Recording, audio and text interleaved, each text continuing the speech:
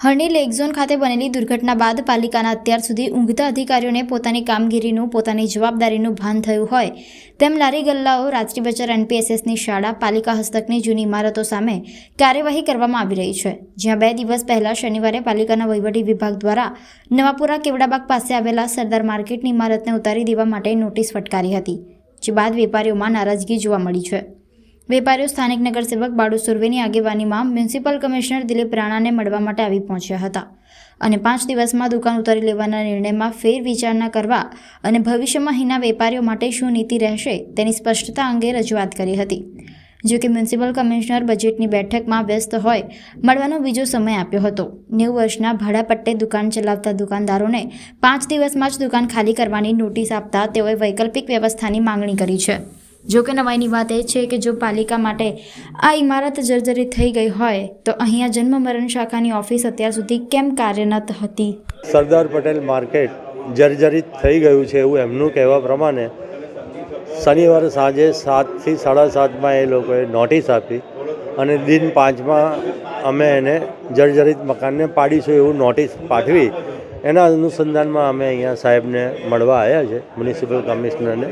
સાહેબ શ્રી આજે બજેટની મિટિંગ હોવાથી અમને એવું કહેવામાં આવ્યું કે તમે બપોર પછી આવો, સમય વધારી આપીશું, એટલું કહીને એ મિટિંગમાં ગયા છે। સંતોષ તો એવી વર્બલી કેવી રીતના સંતોષ મનાય? સંતોષ મનાય એવી જગ્યા જ નહીં, એવું કોઈ કારણ જ નથી। એમની પાસે રજૂઆત કરીને જે તે એમને લેખિત આપ્યું છે તો અમને બી એ રીતે સોલિડ કોઈ પ્રૂફ આપે। આગામી દિવસમાં બીજું શું, જો સારી રીતના અમને સંતોષ નહીં થાય તો અમે ગાંધીજીના માર્ગે આંદોલન કરીશું। અમારા વિસ્તારમાં સરદાર માર્કેટ છે, તે જન્મ મરણની ઓફિસ પણ છે અને અસંખ્ય એવા વેપારીઓ છે કે જે કોર્પોરેશનની દુકાનો ભાડેથી 90 વર્ષના પટ્ટે ચલાવે છે।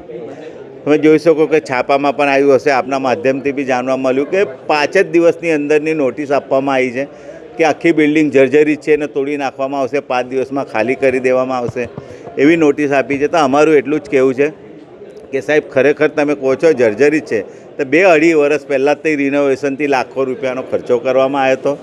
સાથે સાથે કોઈપણ વેપારીઓને તમે 2-2 વર્ષથી કોરોનામાં લોકોનો ધંધો બંધ થઈ ગયેલો, માંડ કોરોના પછી લોકો ધંધો કરતા થયા છે અને તમે કાયમ માટે દુકાન બંધ કરવાની વાત કરતા હોય તો એના લીધે વૈકલ્પિક વ્યવસ્થા કરવાની હોય, કાં તો બજેટમાં કામ લેવાની કે આ આપણે તોડી નાખવાના છે તો એના સામે આપણે કંઈ નવું બનાવવાની ઈચ્છા દર્શાવવાની હોય કે બતાવવાનું હોય કે અમે આ કામ લેવાના છે, તમે ચિંતા ના કરતા, હમણાં ટેમ્પરરી અહીં ધંધો કરવા જાઓ, એવી તમામ વ્યવસ્થા કોર્પોરેશન કમિશનર દ્વારા કરવાની હોય। એટલે અમે તમામ રજૂઆતો કરી છે અને એક તમામ રજૂઆતો અમારી ધ્યાનમાં નહીં રાખવામાં આવે, વેપારીઓ સાથે ગાંધીજીના માર્ગે આંદોલન કરીશું। કમિશનર સાહેબે અમને બાહેધરી આપી છે, એવું કીધું છે કે આપણે સમય પણ વધારે આપવામાં આવશે એવું કહેતા ગયા છે, પણ તોય હજુ ફરીથી અમે બધા સાથે એકવાર મળવાના છે એમને અને પછી વિચારીશું કે શું કરવા માગે છે અને પછી અમે આગળ